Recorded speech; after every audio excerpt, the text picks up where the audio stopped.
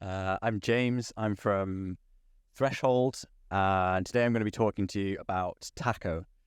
Taco is an access control layer that is end-to-end encrypted, end-to-end decentralized, and has been since its inception. Why is it being decentralized from day one? Why is that a big deal? So the people who are building on top of Taco are dealing with some pretty sensitive stuff. Imagine having to secure something as important as inheritance or seed phrase recovery or health data. These aren't hypothetical situations. These are things that people are building right now with Taco, and they need private, secure, trust-minimized solutions from day one. They are not problem spaces that can accept any sort of compromise when it comes to their decentralization. So first of all, what is Threshold? Threshold is the first successful on-chain merger between two existing projects. Those two projects were both well-established powerhouses, NuCypher and Keep, and the result of that merge was a multi-application network centered around the concept of threshold cryptography. So consider the traditional approach to handling sensitive cryptographic operations. For example, digital signing, signatures, generating randomness, or managing decryption keys. These operations in the past would have been handled by one entity, one server. And that's very efficient, but it centralizes trust and power, and those are things we're really trying to avoid at the moment. Threshold Network addresses those issues by spreading the cryptographic operations across a large network of nodes. Independent nodes, independent entities, that's an important distinction. So within the Threshold Network, we have several applications that are built on top of threshold cryptography. The one notable one is TBTC, which is the largest decentralized Bitcoin bridge to Ethereum, currently with a TVL of, I think, over $180 million at the moment and growing fast.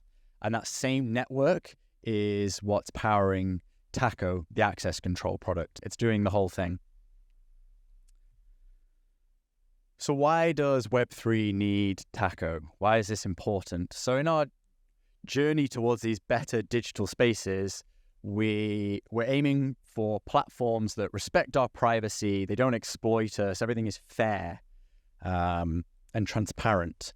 And a often overlooked piece of that puzzle is selective decryption.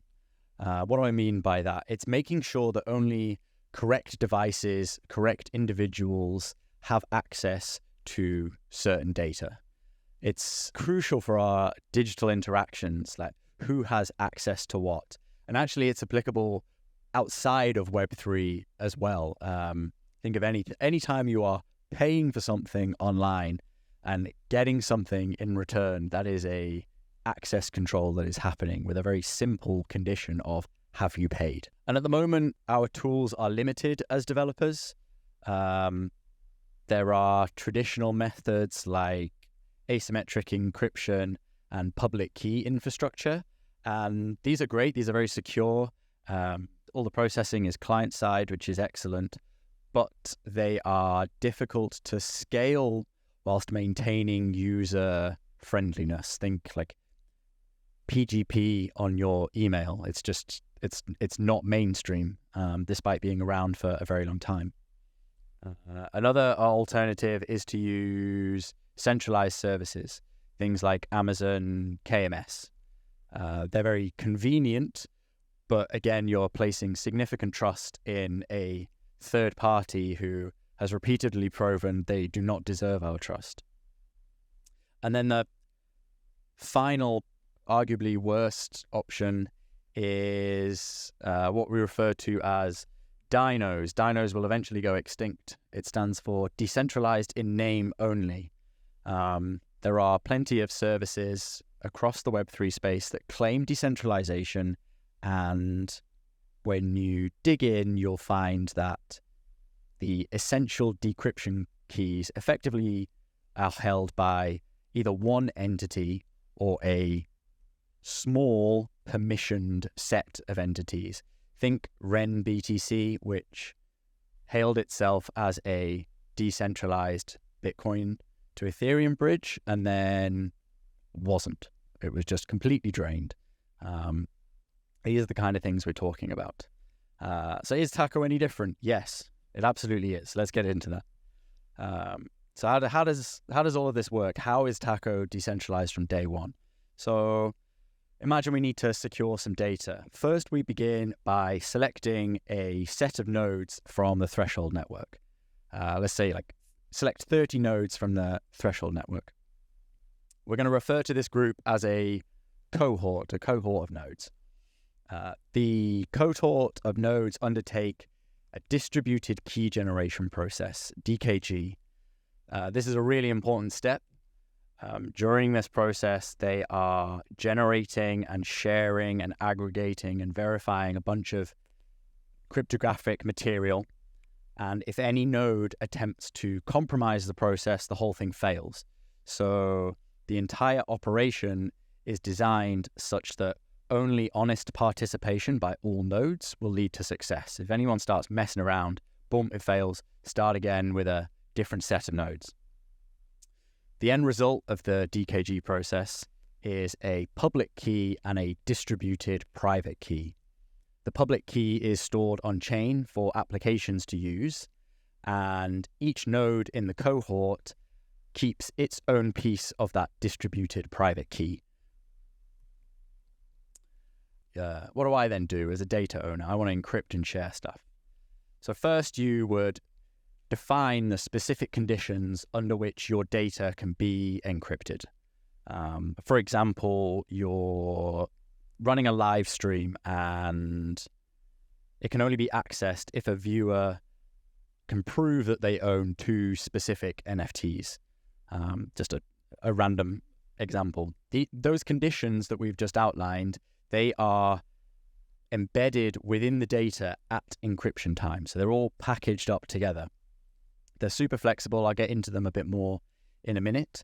But they are very modular and composable, and you can have quite complex condition logic if you require. That encrypted payload can then be stored anywhere. This is super important. So Taco is completely storage agnostic, which opens up a whole world. It allows us to use our favorite decentralized storage solutions, things like Arweave, things like IPFS, that have no encryption or sharing built in. Suddenly they're completely opened up. I can even use old school third-party centralized services, Amazon, Google, all of these kind of things, any cloud provider you can think of, and I am safe in the knowledge that the only people who can access my data are those who satisfy the conditions I set. No one else will be able to. But what about on the consumer side? If I satisfy the conditions, I want to be sure that I have access to the data. That's it has to work both ways. So as a recipient, I go and retrieve this encrypted payload, whether it's on Arweave, maybe someone emailed it to me in, a side channel. However I get it, I then present it along with my credentials to the threshold network. And this is where the threshold cryptography magic happens. When I present this package and I present my credentials to the network, each node goes and verifies those credentials. It checks those credentials against the conditions, and each node makes a decision on, are the predefined conditions met, and decides whether to grant access and return a decryption fragment. So again, this is a really important piece. The nodes are just returning decryption fragments. They are not decrypting the data. If a recipient is then able to collect enough decryption fragments and reach the threshold, which is the threshold in threshold cryptography, let's say 20 of 30, once they've collected those 20 fragments, they will be able to rebuild the underlying plain text locally. So the nodes never see the encrypted data, they don't see the plain text, they see nothing. They're just sending back these little pieces that mean the end recipient can plug them all together and rebuild the things they need to build.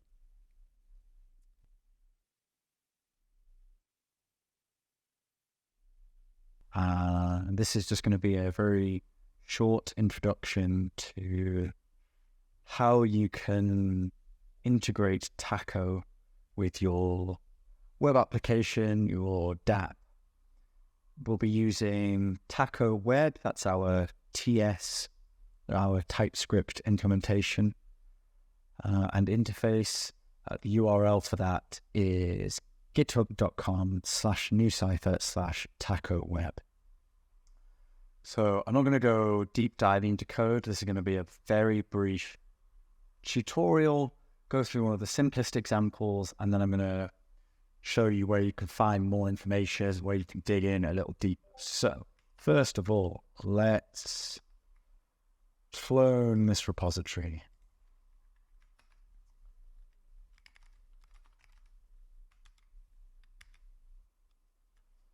Clone Taco Web.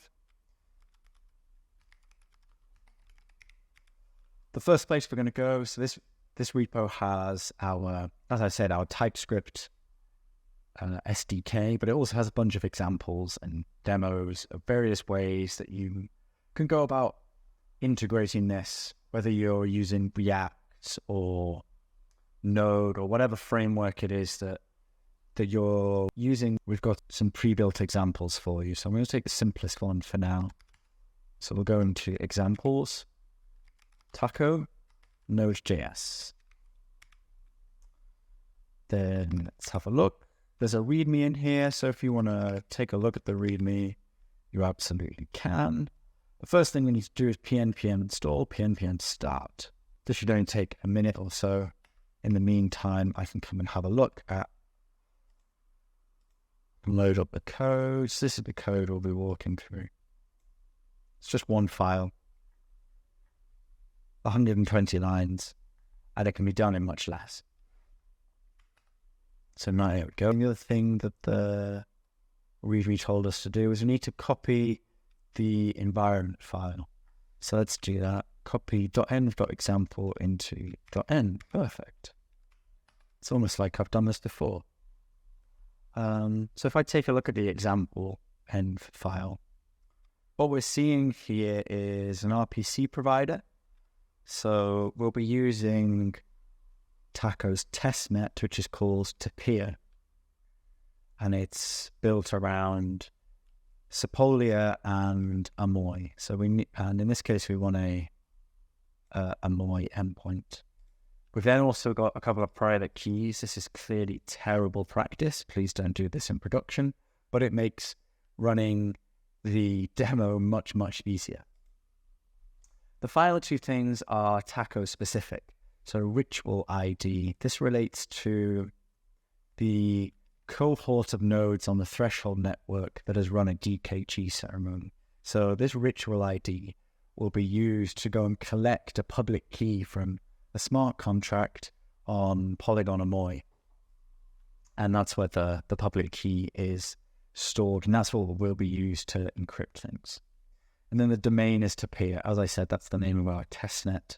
We have other domains, but you don't need to worry about those at the moment. Tapir is our stable testnet, and ritual ID 0 is always open, so you can always use this when you're on testnet. All right, let's take a look at the code. So the first 40 lines are just configuration and setup. We're going to import some things, and then we're going to read our .env, get our private keys, set our domain, ritual ID, the provider using the RPC URL we set before, and then we'll just log those so that we know everything's worked correctly. Encrypt to bytes. This is the first interesting function. So this is where we do the encryption. First of all, we need a signer. we'll use the encrypted private key from that end file. We need a message. We'll write that message to the console just so we can keep track of it. And then we need to set the condition for decryption. So this is where Taco is really pushing the boundaries with its conditions. They are extremely composable, they're extremely flexible and generic. In this case, we're going to be using a very, very simple one. So we're building an RPC condition. The RPC method we want to use is ETHGetBalance. And the chain is 80002, so that's polygon boy. So in this case, ETHGetBalance actually refers to polygonmatic and not Ethereum. But if your chain ID was 1 here, so Ethereum mainnet, then this would be looking at the Ethereum balance. And we're going to check the user address, so the user at decryption time, and we'll get their latest balance. The return value test is how we determine whether things can or cannot be decrypted. So we are comparing here, the comparator is greater than and the value is 0. So this whole condition, these few lines, is checking that the decryptor has a positive balance on the chain ID 80002, polygon Amoy. These conditions, as I said, are composable, so we can have operators like and, not, and or, and we can combine them in to as many levels and depths as we like. And they can be very generic. So there are a few built-in types. I'm not going to go through them here, but I'll point you at the documentation to read more. And really importantly, one of them is just a contract condition. What that allows you to do is specify a smart contract address, the signature of a non-state changing function on that smart contract, set the input parameters, and then again a return value test. So if you have extremely complex condition logic, you can keep it in a smart contract that you deploy so that it's open and trust minimized and decentralized. Your users can go and check the condition logic, which I think is really cool. And then you can have extremely complicated condition logic. And your code here will remain very simple because you're just pointing at a contract address and a function signature. And then we build a message kit. This is a Taco object and is the result of calling the encrypt function. So it needs things like the provider, the RPC URL, the domain that we're working on, the message, what are we going to encrypt, the condition, which ritual we're going to use, and then the signer who is actually doing the encrypting. And then we'll return that message kit as bytes. On the decryption side, it's even easier. We're going to create a signer again. This is the decryptor. So this is the end user trying to decrypt the message, decrypt the file, decrypt the image, the database, whatever. We're going to reconstruct our message kit from bytes, and then we simply called decrypt with a bunch of the same information. And, well, we'll see what we get when we go through that. Finally, we actually need to just run this example and use those functions. So we set our network, we set our plain text message, we encrypt, log that to the console, we decrypt, we log that to the console. A couple more housekeeping error log messages. But as you can see, this is inflated more than it needs to be. It's 120 lines and could be done in maybe 20. So let's see what this runs like. npm start, domain to peer, ritual ID 0. This is we've already finished. It's that fast. This is the encryptor's signer address. So this is who's doing the encrypting. This is our encryptor message. And then we get a bunch of bytes. Really importantly, Taco is completely storage agnostic. So what you do with these bytes is completely up to you. You could store them in the local browser storage. If you were using MetaMask snaps, for example, that has storage built in, you could send this to someone via a peer-to-peer messaging service. Think maybe Wahoo or something as simple as Telegram, Signal. You could email it to someone if you really wanted to. Or it can be, if these are big files, if this is actually going to be stored, you can use things like Arweave, Rdrive, IPFS, even old school Web3 solutions work. So Amazon Web Services, Google Drive, Dropbox, all of these things, you can store the encrypted bytes anywhere you like, safe in the knowledge that the only person or the only entities that will be able to decrypt are the ones that satisfy the conditions that you set. So there's no third-party risk here. It completely opens up public decentralized storage solutions like Arweave and IPFS. Because now you're safe. Now you can chuck anything you like on there, and knowing that people can't just come along and read it. And same with Google Drive and stuff like that. And you're safe knowing that Google can't snoop on whatever it is you're storing. And so then finally we decrypt. This is the signer, consumer signer. So this is the entity that will be decrypting. And lo and behold, we get the original message back. Okay, but am I cheating, right? Am I lying to you, and this script is actually just printing all of these lines to the console and nothing's actually happening? Well, that's a very good question, imaginary viewer. Let's see if I can persuade you. So why don't we change this RPC condition?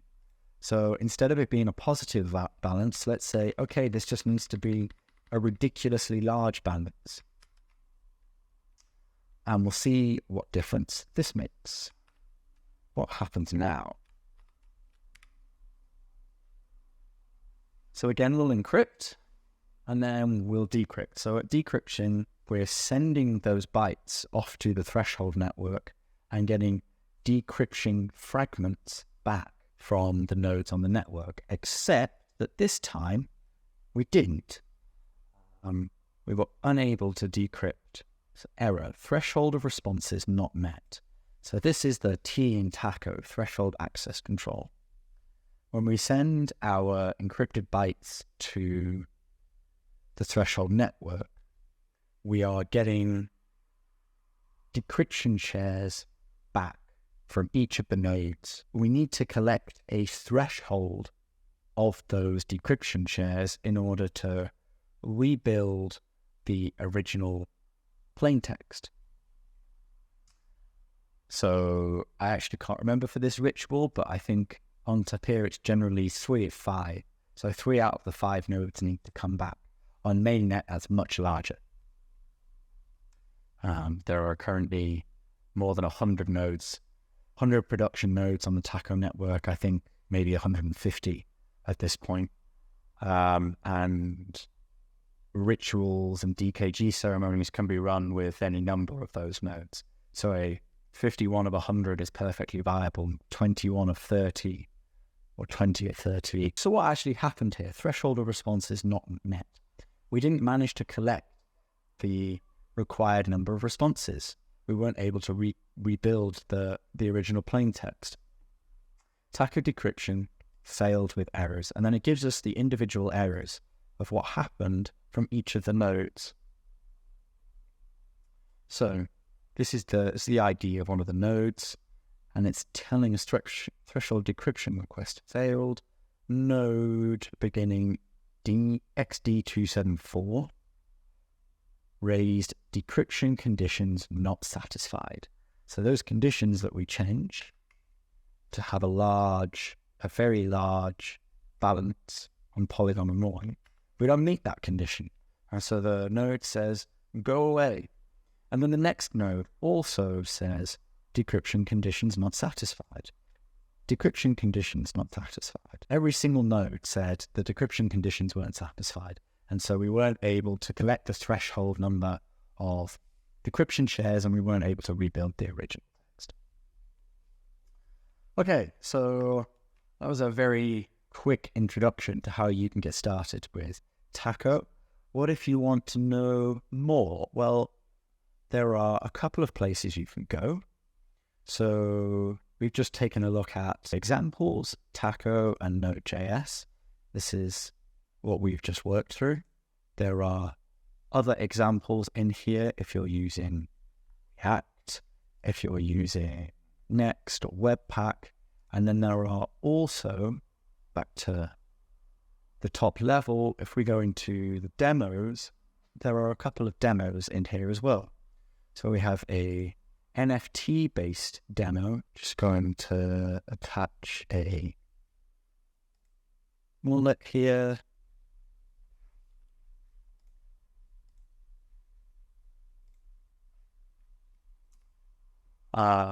So here we've just put a nice front end on, and the way this works is, again, you set your ritual ID, you set the Taco domain you want to use to peer, and then we create an NFT-based condition. So does the user own this specific NFT? And then we can create the conditions and encrypt data and decrypt data. I'm not going to go through this because I haven't got any Polygon or more NFTs in order to demo this for you. But this is a really good resource for if you are building your own web app and you want something that's a bit more end to end, and has a front end built on. And then there is another demo in there as well. Finally, the place to go, docs.threshold.network. And then on the left-hand side, app development, Taco access control. So we have our quick start guide, which is very similar to the code that we've just been through. We have our trust assumptions. That's really important to read through. So you have an idea of what trust exists where, because there's always some trust. We talk about trustless systems, but they don't really exist. At Threshold, we're trying to be very open and clear about where trust burdens lie. And then, as I mentioned earlier, there's a whole conditions section. So we have time conditions. These are based on block time, which means you can encrypt things, and they definitely won't be decrypted until a certain block has passed. That's really cool. So you can put ticking time on things. We have RPC conditions. We've looked at that. So things like ETH get balance. Contract conditions I mentioned earlier. So you can look at standard contract types like ERC721. The compound conditions. So this is how you combine conditions. So operator and then we say which conditions we want to combine, and then we can nest these combinations. You should head over to our Discord. It's extremely active. There are a lot of developers in there. You'll get help very quickly. It's a really good resource. Discord is your friend in this situation. So this was originally recorded for the ETHBoston hackathon. So if anyone at ETHBoston is hacking, hello, good luck. I hope you have fun. I hope everything works. May the coding gods smile upon you. And if you're watching this at a later stage, please do join the Discord. Get in touch. Let us know what you're building. Don't be afraid to ask for help or advice. If there are integrations or ideas that you have, we're very happy to hear them.